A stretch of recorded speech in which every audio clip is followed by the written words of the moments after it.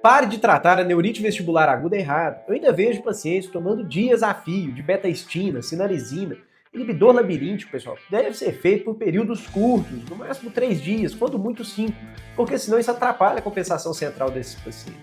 Outras drogas usadas de maneira muitas vezes inadequada são os corticoides.